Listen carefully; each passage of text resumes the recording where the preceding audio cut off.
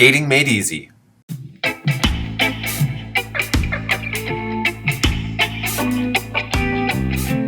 Alright, Sean here, Shop Task YYC. Welcome to Skating Made Easy, a video series structured to help new skaters teach themselves how to skate and how to progress. This is also going to be a very valuable resource for more experienced skaters who want to perhaps teach others how to skate.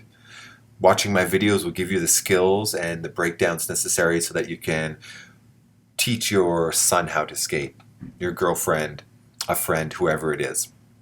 Now, where do we start? Well, when it comes to getting into skating, first thing you're going to need is the proper equipment. You're going to need a helmet, pads, and skates.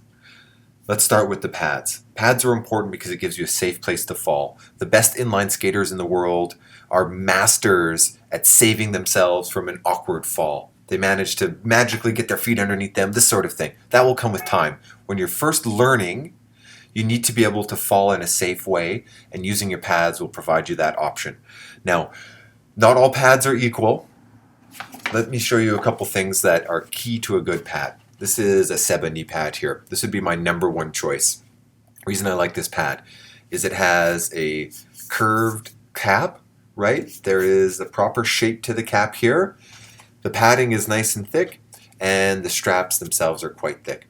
You want to have a strap that's, at least an inch thick. This is what's strapping it onto your body. You need that there to stay in place. And the shaped cap will make sure that your knee is in the right position when you do fall. This is a Rollerblade City Gear. This is something you might be able to find secondhand somewhere. Again, a shaped cap, thick padding, thick straps. Another good option. Here's an example of something that wouldn't be my first choice. Now, the reason I don't necessarily recommend this one is because of the shape of the cap. Now, you can see there is a bit of a shape to it, but the shape kind of happens right at the top of the pad here. So when it's on your knee, right, and it bends away, right, if it's on your knee, say, and you fall, when you bend, it's not necessarily going to be in the right spot, right? There's a lot more wiggle room there. Better Than Nothing does have a thick strap. The next thing, of course, are going to be your elbows and wrist guards. Elbows and wrist guards tend to take a little less abuse than the knee pads, but a few important things here. Your wrist guard, you want to make sure that you have them on the proper hands. Too often we see them on the wrong hands. This is what it's going to look like when it's on your hand. Plastic is on the palm of your hand, thumb is through the thumb hole. If you look on the pad, it will say right or left, either on the strap or perhaps on the tag. But check, make sure you know which one is which. General rule though, plastic will be on the palm of your hand. Elbow pads, something on your elbows with a plastic cap will be sufficient. Helmets, very important. The last thing you want to do is fall back and whack the back of your head. When you're picking out a helmet for learning how to skate, make sure that helmet does have full back of the head protection. A ski helmet, a hockey helmet, those would suffice. A proper skating helmet's going to be your best choice. When fitting your helmet, make sure that it's snug all around your head. You want to be able to tip your head upside down without having the helmet fall off, so it's snug. The next thing is adjusting the straps. Now, the strap, you want it to sit so that it is right about underneath your ear, and when it pulls down, it's pulling on the front and the back of the helmet equally. So you don't want to have the strap adjusted so it's way forward and now it's pulling the front of the helmet down. You don't want to do that. You want to make sure that they're pulling equally so it stays in place. And then underneath your chin, the general rule is a 2-finger rule, right? That's going to be tight enough so that way if it comes back a little bit, it's stuck there. You don't want it to pop off your head. Okay. Pads, very important. The next thing is you need a suitable pair of skates for learning. Not every pair of skates out there is going to be suitable for learning, right? There's different types of skates out there. The keys that we're going to be looking for are going to be a supportive boot and appropriate wheel size. My number one recommendation is right here, Seba FRX. This is the FRX Ladies Edition. Plastic boot provides plenty of support. It's going to be easier to balance and learn. The next thing is the wheel size. 80 millimeter wheel on this version. 80 millimeters is the perfect size for someone learning. Low to the ground, right? You're not so high off the ground, and plenty of maneuverability, not hard to control. Another good option here would be the Rollerblade Twister for all the same reasons. Supportive shell, appropriate wheel size. If you come into the shop, these are the ones that I'm going to most likely highly recommend for you. Now, there are some other options out there, and if you don't have the money and you can't afford to, spend, when we're adding all this up, you're going to be spending in about the, $300 range for all this equipment, maybe a little bit more. If that's too much of an investment, there are still some options out there. So let's look at those options now. Okay, so now let's look at some secondhand options. Okay, so I'm on Kijiji. I searched inline skates. Here's a few things that came up. First one I have here is a Rollerblade soft boot. Okay, so what this skate has going for it is a urethane wheel. That's important. It looks like appropriate wheel size, probably an 80, maybe an 82 millimeter wheel, so that's okay. The boot, though, is a soft boot.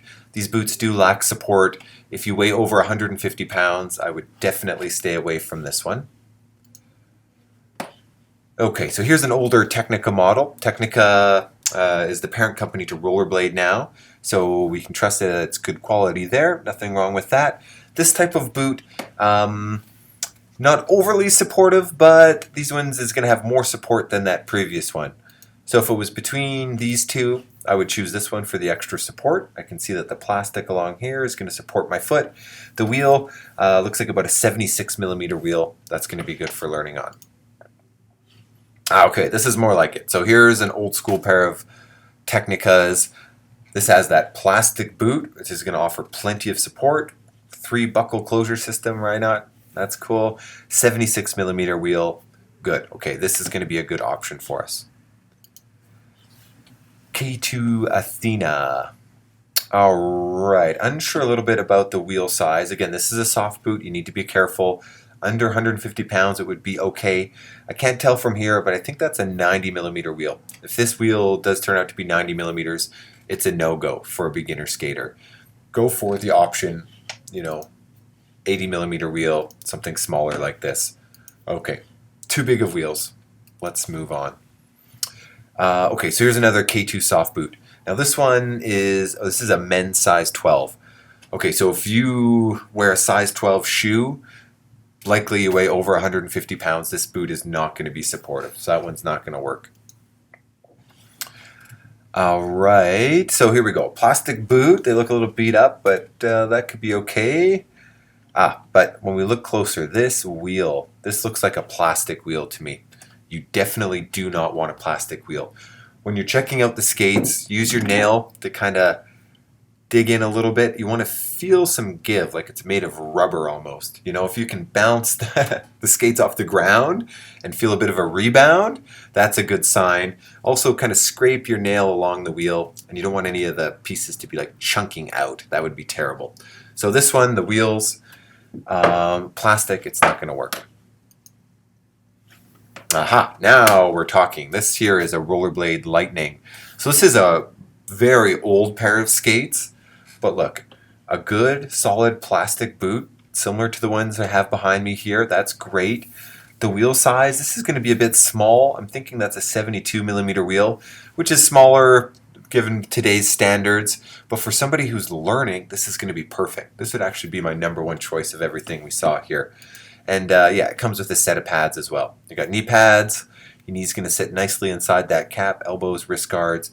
You got the full set. The person here is asking for 60 bucks. So there you go, 60 bucks. You've got an old school high-end pair of skates, but what these are going to allow you to do is to learn and progress quickly. Awesome. Thank you for watching. Tune in for the next video. The next video is going to be how to get moving on your skates, your very first steps to creating that perfect stride.